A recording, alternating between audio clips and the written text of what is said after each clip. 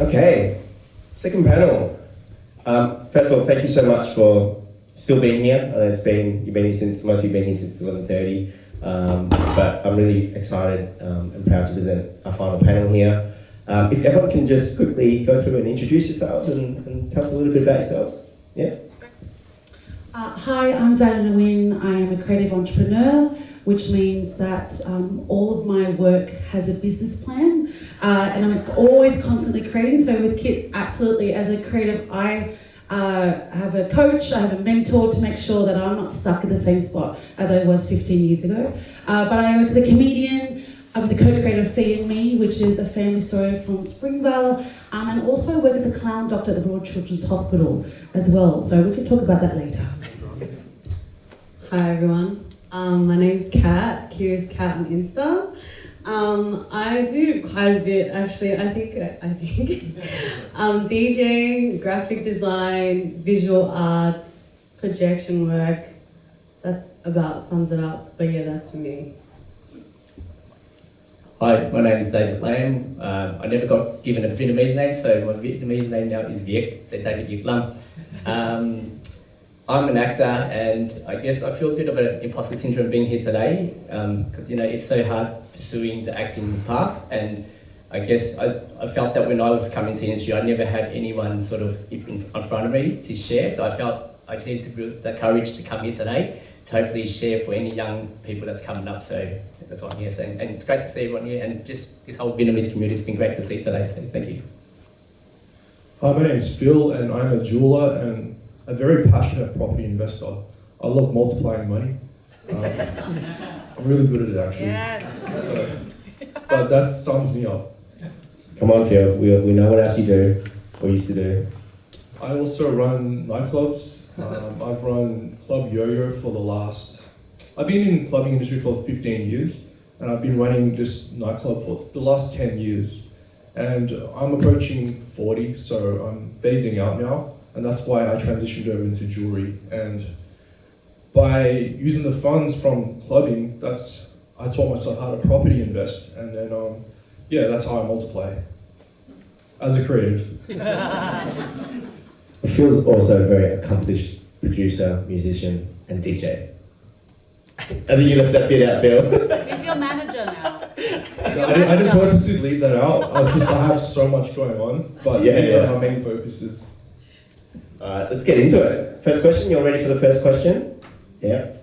Okay, so as Vietnamese Australians, many of us balance family expectations, cultural heritage, and realities of growing up in Australia. How have you personally navigated the push and pull between these identities, and what strategies have helped you stay authentic to both?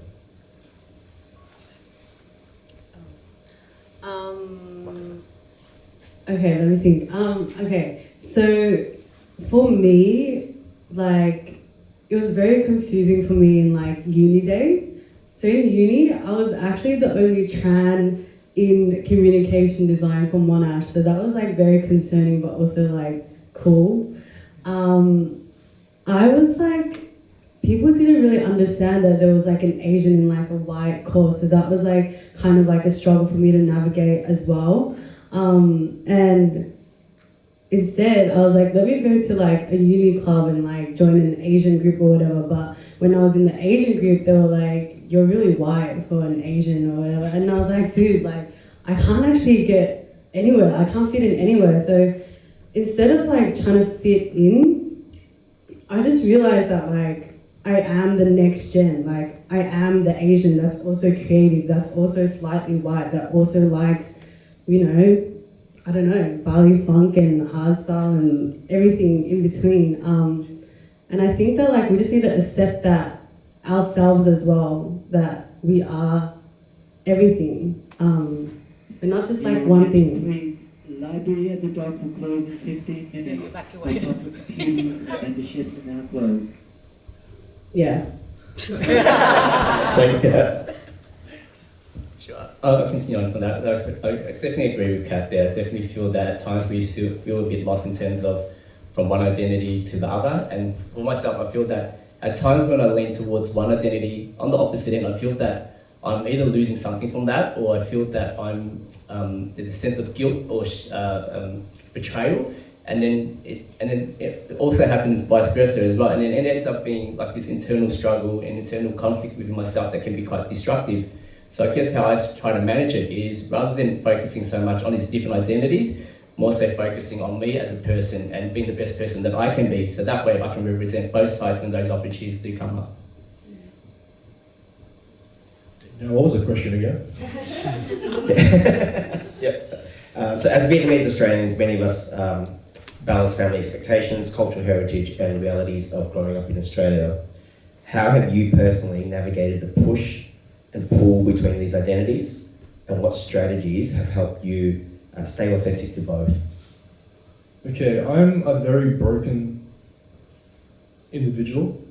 I've grown up in a very traumatic household because my dad came from, he was part of the war and all that, and imparting all of those. I don't know why I'm getting emotional, but Take your time. yeah. I feel you, Take your man. time.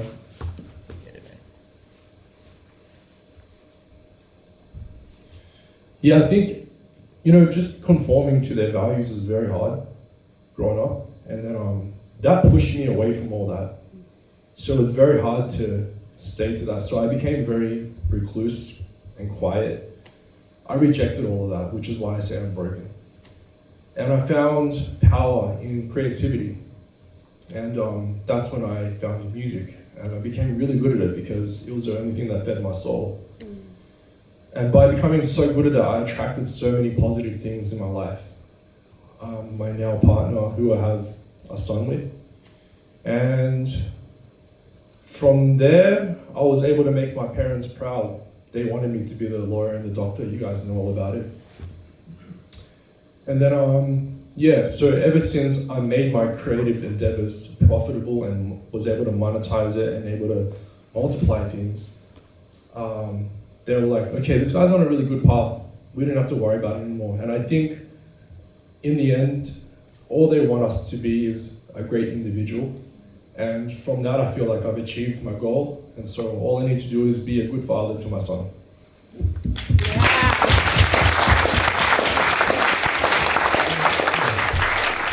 That was really powerful. Thanks, Phil, for sharing.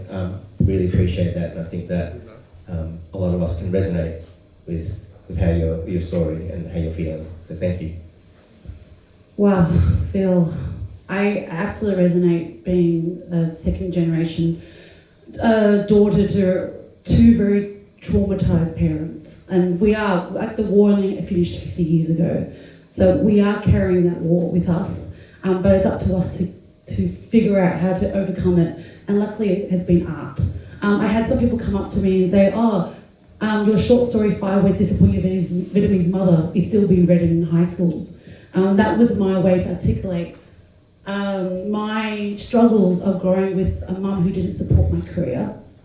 And I've been doing this for 20 years now. It hasn't been easy, but I kept going because I wanted to prove my mum wrong.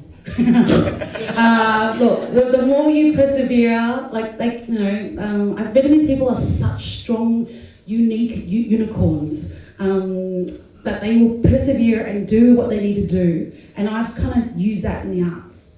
And I remember just before COVID, I was in the SBS Vietnamese studio and they said, bring your mum. And I brought my mum in. And I couldn't, they asked my mum a question in Vietnamese, like, are you proud of Diana 15 years on doing what she does? And she's never articulated this to me, but she did this on live SBS radio. And she said, I'm so proud that Diana has kept going because she's kept our story alive. She's telling our story in her way, but keeping our story in comedy, which is rare. And I sat there going, man, you didn't do that for 15 years, but you do this on live radio. But then she said, I will always have a bedroom free for my daughter because I know how poor she'll be.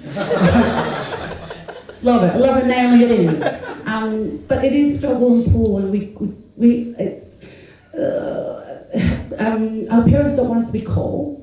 They don't want us to be poor. So being in the arts, you know, dancing, like when I grew up watching was dancing, and Paris by Night had a good, like, it was only 10 minutes, but everyone was singing. So I just went, if Vietnamese people are funny, and if I can make money, like Phil said, then I can be successful. Yeah, great responses. Wow. Wow. I'm speechless. Okay, Phil, thank you so much, Dan. I think Kat, David. Wow. I really feel you, Phil.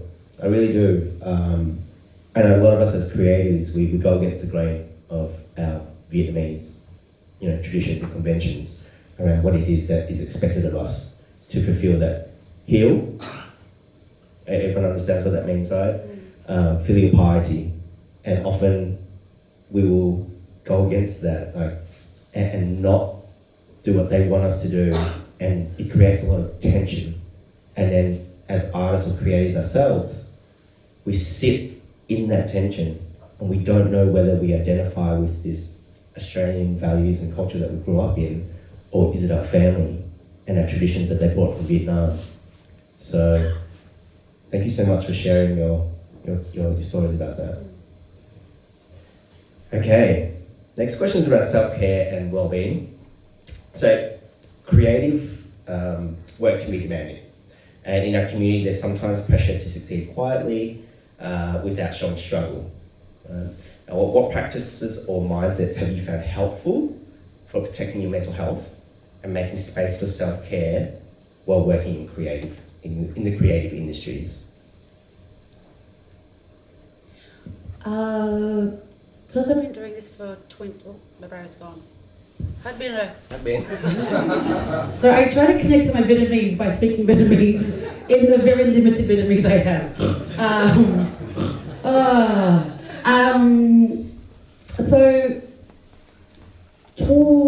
I love nature, and I love having a holiday. So last year I decided to take a long service leave. I had saved up a lot of money, and I decided to take 4 months and travel the world and not sell any tickets, not make any social media posts, and just be human. And I felt that absolutely rejuvenated me as an artist, because there's so much as an artist you give, and here I just wanted to be normal and human, and just wander the streets of Florence without being anyone else. I also love to surf as well. I think, and it's really funny, parents came on a boat, here I'm surfing, I don't know how to fucking swim. I'm just trying to do their trauma. I just want to understand the trauma of getting on a boat. So I'm surfing, but now I can swim, I can float now. And I love the absolute nature of freedom of being no one. I have to say, even though I've got social media presence, I like being not known as anyone. And I get very defensive when, and this is for anyone who's in the arts, when you go dating, comedians get put on a pedestal. And so I can't be normal with another human when I'm dating. So, so I don't date, that's it. I'm gonna be single for the rest of my life. But yeah, that, for me, being no one, and I was talking to Tony before about journaling and being present, nature is very helpful for my mindset, yeah. Self-care for me looks a bit different, or I guess it applies to everyone. I'm like neurodivergent, like a lot of other creatives. So for me, it's about like respecting my boundaries and also like accepting like what shortcomings I have and like how can I navigate that. So although I love DJing, I am very overstimulated all the time, right? So no matter where I go, there's sunglasses, there's a scarf, there's earplugs. If I'm DJing and someone wants to talk to me, I'll tell them to fuck off, like I don't want to talk to you right now. If I'm doing like a photo shoot with Jess, or if I'm doing like, I don't know, anything, if I'm not having a good day, I'll just tell my coworker or my friends like, yo, I'm actually feeling really shit right now, like I might not perform my best, just letting you know. Or like if someone, like I can't read emotions, I'm like, can you like tell me exactly how you feel right now? Like, I'm just confused, like stuff like that. Like, just accepting who you are, that you're neurodivergent, like respect that you need the space to create, like whether that's Attention please. The library in the dock is now closing. Please make your way to an exit. In case anyone's wondering, the library's closed. 3 I times. would like to thank you for visiting us and we wish you a pleasant evening. yeah, just like vocalize your feelings and where your mind space is at with your coworkers and your friends. Like that's been really important for me. Like, yeah, and also like I don't know, like you're your own manager, you're your own boss now. Like you have to like speak up for yourself. No one else is really gonna do that. No one else really knows how you feel as well. So like doing that has been really helpful for me. Yeah. I agree with what Kate's saying there in terms of no one else is going to look after you. So I definitely find that us as creators, we sometimes get pulled left, right, and centre, and we kind of lose our inner compass. So I guess what I've found that is important is understand where your energy level is at and where your mental health state is at. Because once you understand that, then you can sort of put boundaries around that or indicators on when you need to look after yourself rather than giving out. So, then when you're at times where you are feeling low in terms of your energy or your mood's declining, then that's when you know that you start needing to look after your self-care. And I feel like us as creators, that's something we probably sometimes lack doing or unaware of. So I feel like we definitely need to do a lot more in regards to that. And in terms of strategies, I guess for myself, working out or on a push bike, I find push bike's been great for me where I can ride and get around and I can cry and I only see these people around me for a couple of seconds and off I go. So you can really, I guess, process some of your emotions doing that. And as well as having a community around you in terms of family and friends that you feel that you can talk to you about these type of issues and no, they're not going to judge you, they're going to be there to support you. So really finding community there. So yeah. I really agree with what everyone's saying about the nature and just setting boundaries and working out. Like that's all worked for me as well. I have two answers to this really. As a self-sustained creative entrepreneur, first of all, fuck self-care. I don't really do too much of it because if you want to be successful, there's no balance. But also, when you do reach that point, just be honest about it and tell everybody because you'll have a community to back you up. So that's how I manage it really. I don't really take care of it, but I do the things that allow me to keep earning for my family, such as working out. It's maintenance really, so I'm constantly doing it, but I don't really think too hard about it. Great responses. Dan, I just want to say, when you talked about going surfing and the trauma with the parents, I remember as a kid, I asked him, can we go to the beach? And he was like, why? We came from there. So we didn't go to the beach. Why would you go back in there? Yeah. Yeah. Great tips, everyone. Thank you for But your what about answers. you? Can you answer that question? Yeah. Oh, for me, yeah, sure. What I do for self-care, I take my 10-year-old son to the basketball court and beat him. I teach him to fail before he can win. Get in his face. Makes me feel good and I'm teaching him life lessons. But what I do is I love spending time with my son because he keeps me grounded and he keeps me, reminds me of perspective and why I'm doing the things that I do, and it's my motivator. He's my everything. So my self-care involves me and my son, but also if I am feeling down or crashing out, I'll call Kat. I'll call Phil. And now you call me. Yes, now I'll call you. And it's always good to have close circle of friends that you can always talk to. I don't have any immediate family here, so for me, they are my chosen family. And so I continue to build that, and that's how I maintain my sanity, because I do a lot, but also keep me grounded. And remembering who I am, where I come from. Yeah. Okay. And we all know that mental health is still quite a stigma and a bit taboo in the community in our Vietnamese, but I think it's opening up now, and I think that's fantastic. which is really good. Progress. Okay, last question. For young and emerging Vietnamese Australian creatives who want to step into music, the arts, or media, what are 3 practical tips you'd share to help them not only get started but also sustain themselves and thrive in this space? Yeah, I know it's like one question, but there's multiple layers to it. Who wants to go first? I'll go first for this one. 3 tips. I'd say is a wide network is definitely important, because networks get you through the door and get you opportunities. And after a network, I would say invest in your learning, because the more you learn, the better you get at what you do, the more doors open up. And the 3rd tip I'd recommend is to save a lot of money and learn how to multiply your money and invest it, because if you want to be a creative, you have to learn how to make that sustainable. And if it's not sustainable, your lifeblood's cut. The oxygen to your craft is cut, which is cash flow. And so you have to learn how to make your creative career sustainable. So for me, it's property investing. I've got a 10-year plan on how to achieve financial freedom. Technically, I am now, but I want to be more comfortable 10 years later on, because I still have a lot of life in me and I'm quite energetic. Like I can keep working. So yeah, any money I make, I save it, and then I have a plan on where to buy my next property, and then boom, I just wait for it to compound over time, because time is your best friend in investing. So yeah, that's what I recommend. Networking, invest in education to open new doors, as well as investing. And then pursue your creative career, and just like, by doing that, you don't have to worry about money. You can just worry about the creative side, which is why I've been so blessed and being able to do that.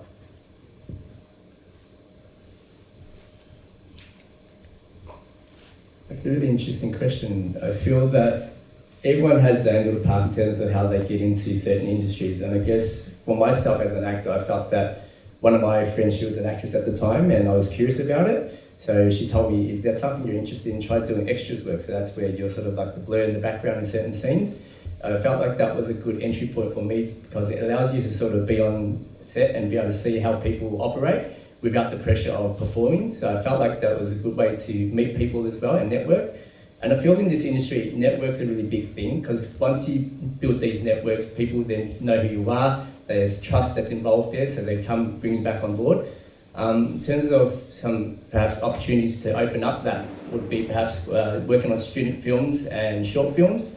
So that's where you build networks from there, as well as those people remember the work that you've done, and as their career progresses as well, you know, they remember that you've worked with them in the past, and sometimes opportunities come up from that. And I'll give you a little story. So I worked on a Vietnamese film called Porcelain, and this film was a short film from some students, and it actually done so quite well that I actually got nominated in, Viet Film Festival over in America there as one of the best actors, so got nominated. So, and that's just from a short film. I wanted to share a little bit of story around that as well in terms of casting. They found it really difficult to cast Vietnamese actors, and one of the actresses that we had on the film was actually not Vietnamese, and it made me really sad. It's like, geez, we want people to create our stories, but yet when these opportunities come up, why are there not people there supporting it or coming to audition for this? So I feel like for the writing that experience, they might feel that, oh shit, if that was going to come, why would I want to write this? Because it's such a bad experience. So that's where I feel with the next generation coming up, it's really important that we support them, so that they're going to be able to bring the next generation of stories for us as well. So we need to support. I feel the gap at the moment is having writers of our ethnicity or our culture in the room, directors as well as producers. I feel like those are the three that we sort of need to sort of get in these rooms. And I feel like this space here today, I feel like there's something that's special about today that I feel like we could sort of utilize and sort of evolve from here. Yeah. There's quite a few things when now asking this question, I was writing everything down. I was like, oh shit, what do I say? I think the first one that I've been navigating and understanding is respect where you give your artist integrity to. as a freelance designer or people that work in corporate jobs and stuff, like, there's clients that kind of don't give a shit about how good your design looks, and in those instances, I would just like give them like, how do I explain this? Like, not every single client deserves your artist's integrity, and the ones that do, like, pour your soul into it and pour your time into it, but the ones that expect you to just use Canva and have it done in like an hour or two, you know what, you're not like, just be like, okay, cool, like, I respect that, I'm not gonna attach like my heart and soul into it and just give you that. And for me, like, those like quick jobs are the jobs where I like learn how to do things quicker, let my workflow and process quicker, like, yeah, like, that's how I utilize that. Even for like DJing, like if it's a, I don't know, like a corporate job or whatever, I'll just give them like the bare minimum, but the ones like Nam, I will like pour my heart and soul into it. And like, if you pour your heart into like everything, it's gonna get drained, it's gonna get burnt out. Like, you have to choose the ones that you dedicate your time to. That's what I've learned like in the past 2 years of doing this freelance thing. The other one would be, like, I've been reading this book, and it's talking about like morning pages, which is basically like before you start your day or whatever, just write down every single feeling that you have, every single thought that you have. Like, for me, with someone that has like ADHD, just like blurting every single thought I have onto a sheet of paper, it's helped me with my productivity so much more throughout the day, because I'm no longer thinking about the things about yesterday or what I should be doing or whatever. It's just exactly what I need to be doing right now. That's been really helpful. What else was there? Let me think. What was even the question? What What advice? three practical tips? For practical tips. Oh. You'd share to help Yeah. starting out? Although like for some people like yourself, maybe like just go blind and go all in and stuff in your creativity, I think there's merit to that, but there's also a very big issue of like burning yourself out and like, what was I, it's ADHD thing. What was I trying to say? Three practical tips. Practical tips. Take care of yourself, boundaries, respect yourself. How to Oh yeah, like your art is not everything in your life, you know? Like the moment that you make your art everything, if your art is not going well, you're gonna be like, holy shit, my life is ass now. But it's not, like it's only like one aspect of your life. Like you still have your family, you still have your friends, you still have your fitness, you still have your health. Like you have to have like a really good baseline in order to feed your art. Like you can't have just like a shitty baseline and create out of nowhere. Like that's nothing, you know? So yeah, like baseline, like have something good. And also what Kiet said about like plan B, I think as like young creatives and stuff, like we always want our creative thing to be our full-time passion, but it's also okay for us to have like a few other jobs and have that as well. It's good to like have a job that like is not directly related to it but can teach you a lot. For instance, for me, like I'm doing like marketing management for a bar right now, but I'm applying all that learning to my own business. So like for yourself as a young creative, like maybe finding a secondary job that can apply that skill set to what you need is very useful, you know? And like, I guess there's a lot of shame as well, even in me, like wanting to have it as a full-time thing, but it's totally okay to like have a secondary job and do that. Like you're still a creative no matter how many other jobs you have. So I think that's very important to know. I absolutely understand about having many jobs. I used to be an Uber driver for 5 months. When Uber just first arrived in Australia 2016, I thought, let's get in the car and drive. It's easy, right? Bing! Client comes in, you know, drive around looking. Yeah, so I was a 4.95 star Uber driver. I was the best driver, successful. Yeah. Fuck those people who say Asian drivers are bad, okay? Fuck it. It's all recorded. But I did mention that I am also a clown doctor, and I'm not performing to an audience like you or to 1,000 people or to I got performed in Garden Grove in California to 4,000 people dancing with me. When I'm a clown doctor, I perform to one child in their room, and they might have had a burn, they might have cancer, they might be having heart surgery. But my work, and I've realised, is just pure connection, one-on-one. And so you might not be making heaps of money, but at least, and as a clown doctor, I get paid a wage. So, but at least it still fulfills my core value, mission in life, which is joy and community and connection. My tip, my advice, practical one only, because everyone has highlighted everything that you should be doing. But I would like you to think about how you show up right now on social media.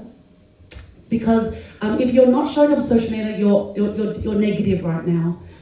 The way we network and connect with each other is when we celebrate each other, especially being Vietnamese or Asian Australian. We are not showing up for the world to celebrate us. So I proactively ask you, who here is on LinkedIn? Put your hand up. Yeah, professionals, right? Who here is showing up on LinkedIn? Okay, there we go. Not many, but I know people who are. You need to show up on a professional platform because we need to show people that we are successful, that we are working the ground, and we're not starting from grassroots. We are here. But you have to do it, you have to show up. So I'm going to give you a tip. And my other business is LinkedIn, so I'm not trying to milk my business right now. But I really advocate for you. Get your camera out. Get your phones out now, all right? If you haven't been doing this all day today, you should have been filming someone performing. You should have been, get this panel, tag us, take a photo of everyone out there. We'll take a big group photo, post that on social media. Tell them, hey, I went to this really cool event. I can't wait for the next one. Because you start the flow effect of marketing.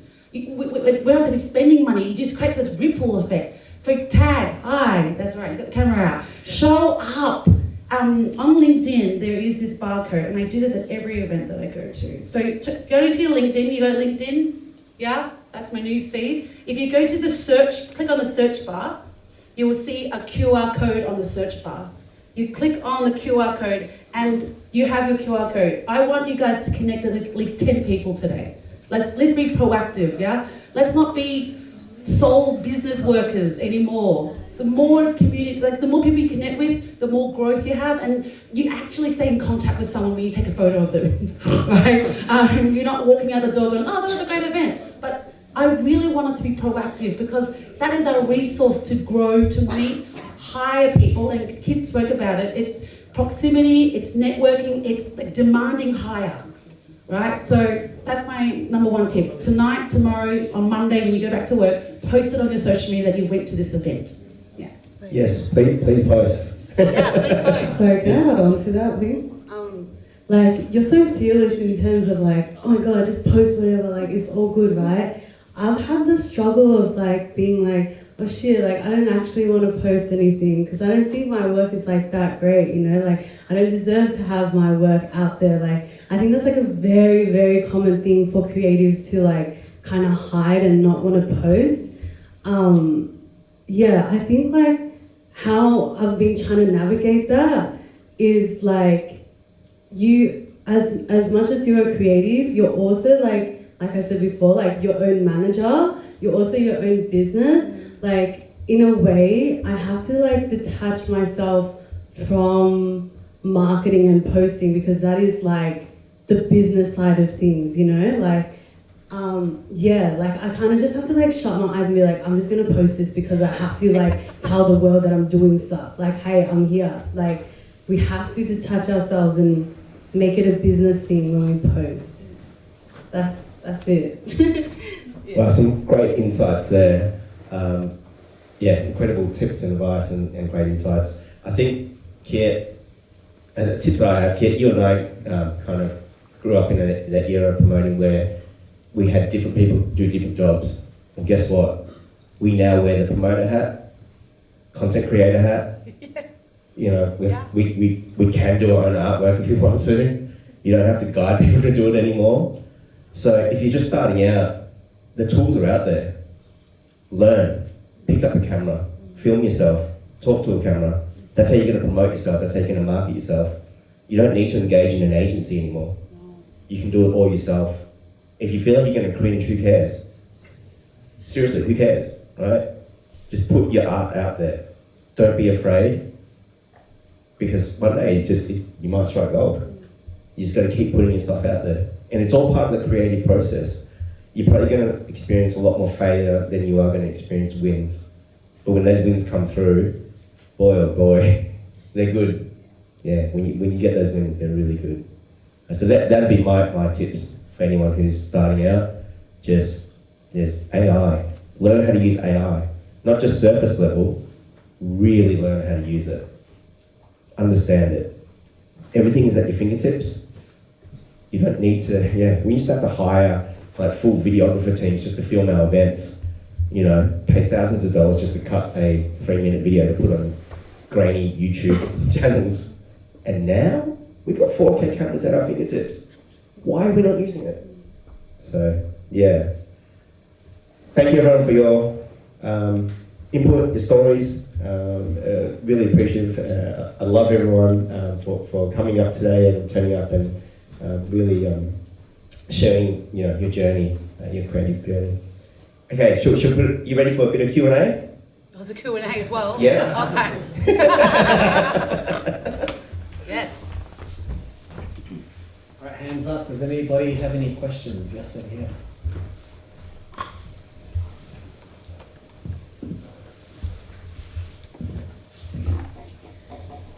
Hi, thanks for sharing your stories. It was very touching, and sharing your vulnerabilities as well. There are many strengths that we can draw from our history, so resilience and perseverance. A lot of stories in Western media is around internal racism. An example is D-Day. My question is around what stories do you think the next generation will tell? It's a great question. What? What stories I can do you... answer. I can answer. So what is the next generation going to tell the story? Because currently we're in the second generation, fingering into the third. And psychologists have said trauma runs in 3 cycles, 3 generations. So the third generation, so my child, your son are the 3rd generation. So trauma will peter out slowly, but we'll still retain the war trauma that is running through us. So I think identity will still be quite prevalent in the 3rd generation. But also tomorrow there is also a march that's also saying no immigration. So I'm not sure what Australia is asking us to do. Like do they want to assimilate or do they want us to leave? So I'm not really sure what the next generation stories will be, and I'm kind of sad that maybe it won't be of growth, but I think it's really important that we continue as a community to hang out with each other, celebrate each other, and really talk about the hard stuff and feel that really got me, because that was the truth. Like it's really hard out there to do what we love, and so I guess just show up. So let's see what the 3rd generation do. Yeah. I'm glad you nailed it. Yeah. Okay. Add to that. So, the next generation, what is that going to look like? I have a 10-year-old son who's very curious about his identity. He's part Vietnamese, Mauritian, and Australian. Wow.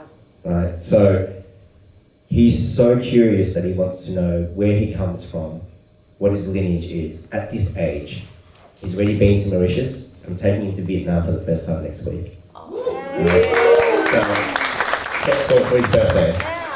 And we're just going to eat our way through Saigon, right? The reality is, for me, when we talk about trauma, how I view it as a parent, that intergenerational trauma, the buck stops with me. I am not passing that on to my son. It'd be more about celebration, resilience, strength, kindness, and they're the stories I want to share with my son. Our parents, their stories were more about struggle, poverty, war, death, grief. It's up to us to flip that narrative, to further consolidate the strength. Our parents just couldn't name it because of the things that they saw. But it's now up to us as parents to be the leading light for the next generation. Yeah.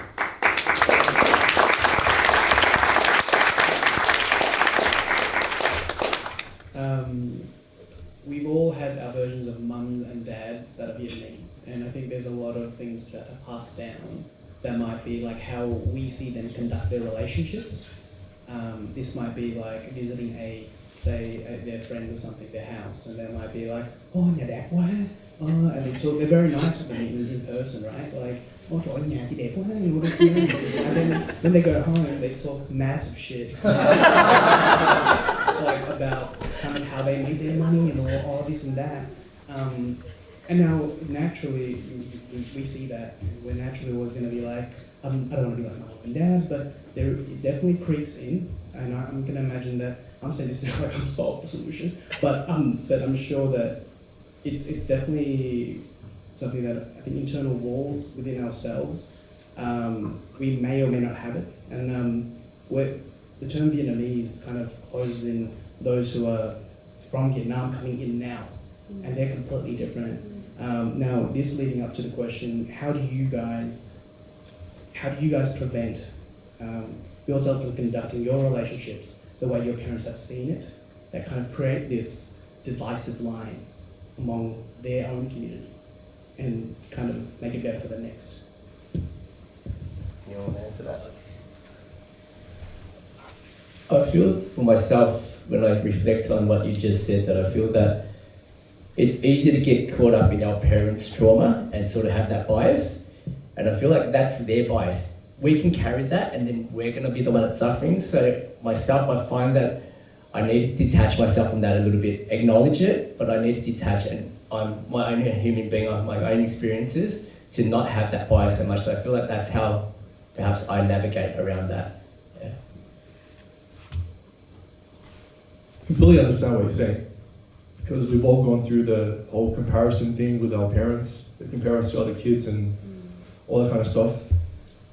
At the start it was very hard to navigate that, but I think as you grow up, you just have to do with what you have, and just do the best that you can.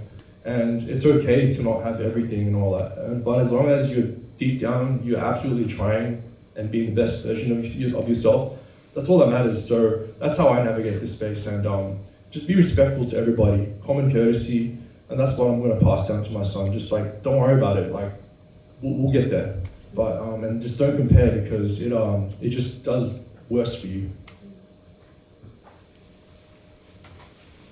I don't even know what the question is, but I do have something to say.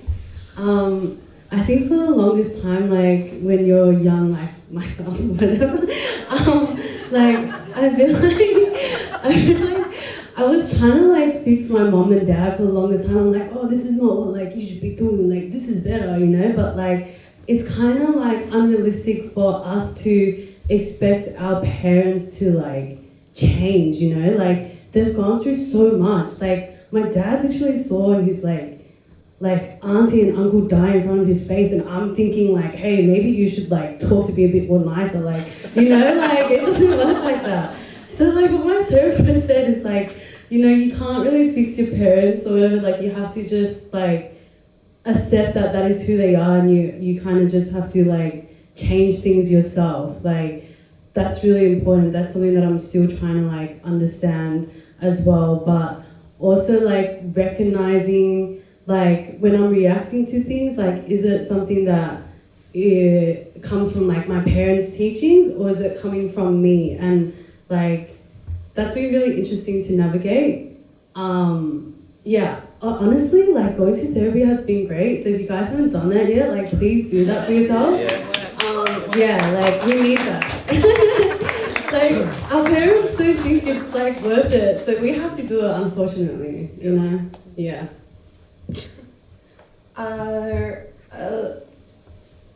Let me think how I want to phrase it. So I wrote a web series called Fee and Me, which talks about the comedy of having a parent who is tough, but I did something with my mum, with my sisters 2 years ago, and exactly that. We can't change them, but we can also now ask them to tell us what it was like. So my sisters and I hired a videographer, mic'd up my mum, we sat for 3 hours and interviewed my mum in Vietnamese and have recorded from her growing up in Vietnam during the war, coming to Australia, meeting my dad, and what it was like to be a single mum with 3 daughters. And so we have that recorded. And I think by doing that exercise, like doing that with my mum, it allowed me to empathise, but also go, wow, you're a freaking hero. But also go, I didn't have to, that's not my problem as a child. I didn't have to deal with that as a child. But so you're processing so many emotions, but I would say, as being a creative and a storyteller, it's very important to hear what the other side has to say, because there's a lot of angst from our second generation, and so it was really wonderful to see my mother soft, from the comparison woman who just was always jealous of someone or comparing, but to see her just sit softly talking Vietnamese about her own journey. So I would really advocate, any of you here, if you have a chance, you can hire David. Give me some business, David. Sit down some questions and just say, hey, I think it's time. And that's how you kind of get through that wall that they've been holding up so long. Yeah. Can I just comment a bit of something on that as well? I feel that's important to capture these days as well, because you think about our parents, they're slowly getting older and they're not going to be around to tell their story. So I feel like recording these moments, I think, so that you have some kind of history to sort of hold on to, I think is really important there. I just wanted to comment on that. Yeah, because if your parents are still alive, please try and, if you've got a tension-filled relationship, try and reconnect with them. I think it's really important to view them as people, not just parents. And they had lives before they were uprooted, before that war took away everything they had. And so they raised all of us on fear and scarcity. Right? So if we can pull that back and not be so angry because they've been angry at how their lives have turned out, then you're going to be able to connect with them better, understand their story, and as their child, be the voice. Right? Reshare their journey.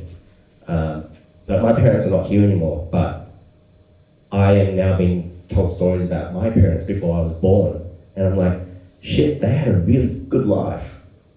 They used to go out dancing, they used to eat. It wasn't just about running away from bullets and bombs. It wasn't just about being on a boat and trying to make it in a new world. They had places that they went to. They had their favorite coffee joints. They had their favorite Bánh cuốn and phở places. They would go to Hanoi and eat.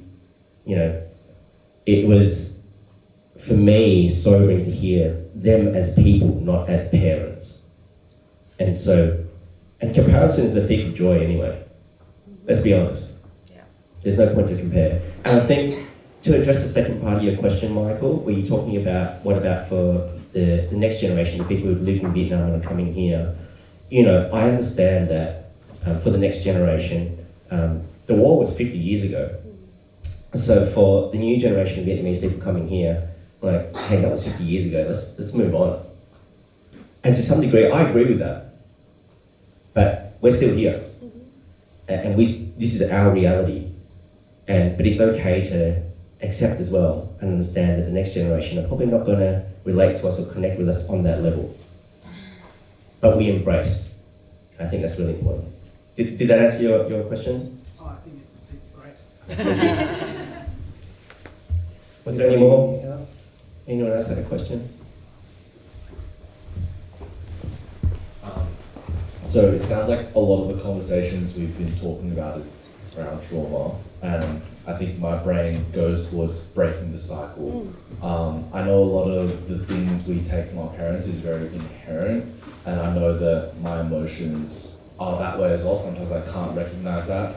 So the question I want to pose is it actually within our grasp to break the cycle? Is that something we can actually do, and if so, how do we achieve that. I'm happy to speak to that. Therapy. Yeah. So find culturally appropriate therapy. Intergenerational trauma is real. It's very real. It does get passed on by genetics, DNA, environment. You can break a cycle. It's going to require a lot of work. Take joy in the connections that you do have and understand that trauma doesn't make a complete person. Trauma is an experience. Yeah.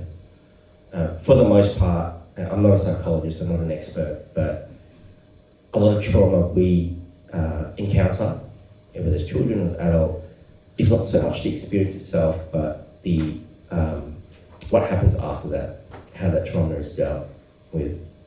For our parents, the traumas that they faced, they didn't have the benefit of going to a therapist or going to a doctor. They just had to internalize it, survive, and move on. It's not for us to carry either. We can be compassionate about it, be empathetic, understand and listen, but also realize that you don't have to carry that.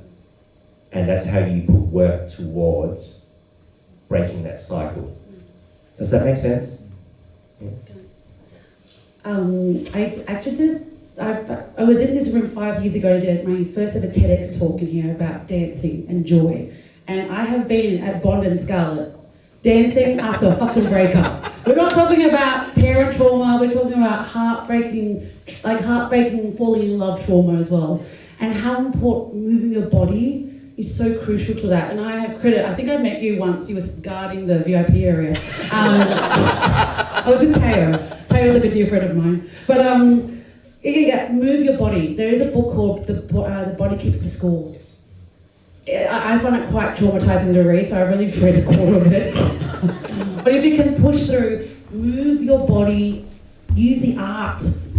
The body wants to move because the body's saying, I don't want to be trapped. So that's how I break my own, like when I get into a funk, move. I move into nature, or I put music on, I dance, I call up my friend, I message Taylor and said, you want to go to Scarlett tonight? So you listen to your body when it says move. Like your gut is the most important button in your body that says, let's go. Yeah.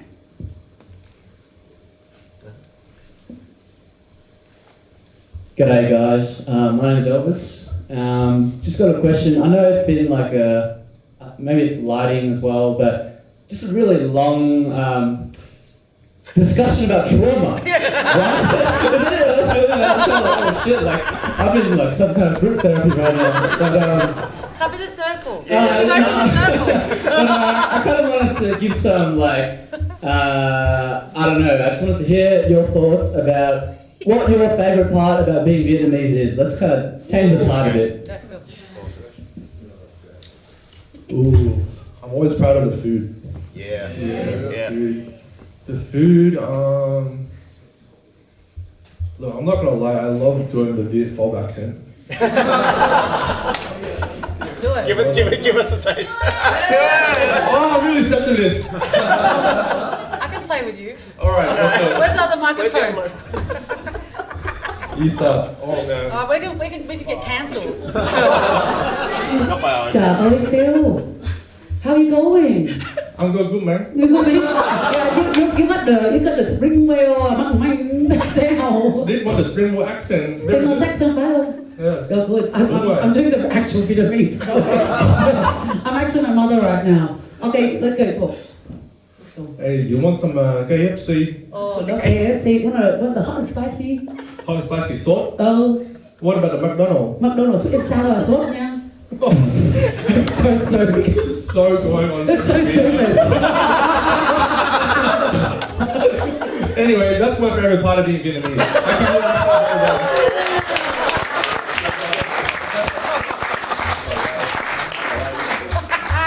I would say food. I definitely love my pho, as some people know. I definitely feel, as Vietnamese, I feel we're very resilient and we're very hardworking. I feel I take pride in that. For me, it's like being a Viet creative that's also a girl. I feel very empowered by that. Like, I went to Vietnam in like February and I was doing like some graphic design work in a cafe, and I noticed that like everyone there was just like men, and I was the only one there with my laptop like working, and I felt really cool about that because like, oh my god, like I'm literally like the bitch here like doing work. It was really cool. It was really liberating to see that like I'm the new gen that can do that, and like it should be normalized. And like the men there was like, what the fuck, like why are you here? But I'm like, I am here, like what are you gonna do about it, you know? So yeah, that was very liberating. I think being a girl creative that's Vietnamese and outspoken and doing all that shit is like sick. So we should do that, guys, even if you're a man as well.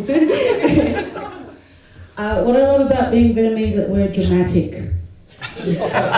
Everything's a big explosion. Everything is like you're either fat or you're ugly. But what I did love was in Vietnam for 7 weeks last year writing my memoir. I was in Hoi An for a whole month, and on my motorbike I could hear, and you know, Vietnam's still poor, but you know Vietnam's still feeling good when you hear the neighbour cranking on the karaoke, singing their heart out. And that's transferred to being Australian. My mum's got her surround sound still at home. It's like that joy of just singing and expressing the drama gives me such warmth because we are artistic people. Yeah. Even though when we're poor, ploughing that field, getting that extra rice, you know, the rice for the month or the year, I feel like we're such artistic people. Yeah. Yeah, well, they're all really great things to see about being Vietnamese. I think my favourite one is that my favourite thing about being Vietnamese is that we're all fearless. No one gives a shit. Everyone has an I don't give a fuck, and we'll tackle anything. And I think that just becomes part of that the survival gene. It's inherent in us. It's in our DNA, and we're always going to give everything a shot, no matter what. Our parents showed no fear, so why should we?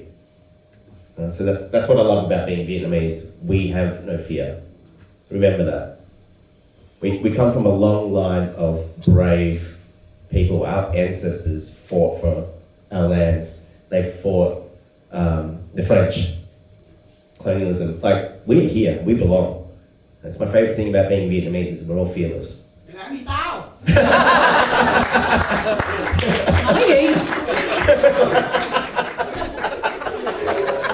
Come on, Michael. Bring it, Michael. Bring it. I know exactly what you mean. even when I was in Vietnam, like, people don't care. Like, they're just gonna do what they're gonna do. You either accept it or you don't. Yeah. And I'm good with that. Okay. I'm good with that. You know, so yeah, I hope that answers your question, Elvis. Thank you, Elvis. Thank you.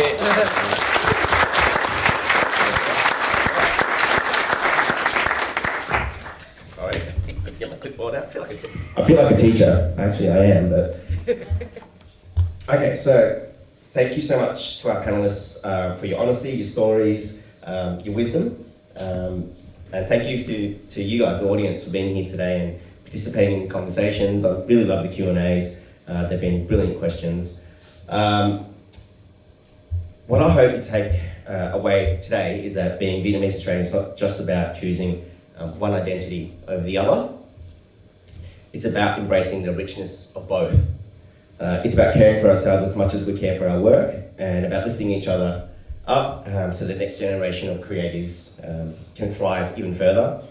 So let's keep building community, supporting each other, telling our stories, and thank you, and join me in giving an applause to our panelists.